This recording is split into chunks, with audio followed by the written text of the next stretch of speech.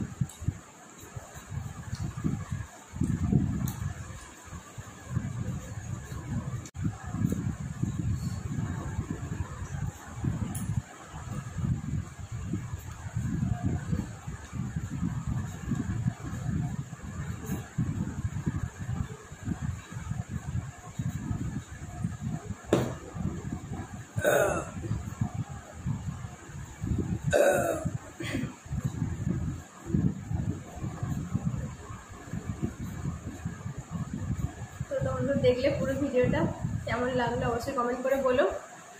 তো আজকের মতো এই পর্যন্তই, পরের দিন আমার নতুন কোনো ভিডিও নিয়ে আসবো। তোমরা সবাই খুব ভালো থেকো, সুস্থ থেকো, আর অনেক হ্যাপি থেকো, আর সবাই আমার পাশে থেকো। তাহলে চলো, আর তোমাদের সবাইকে টাটা।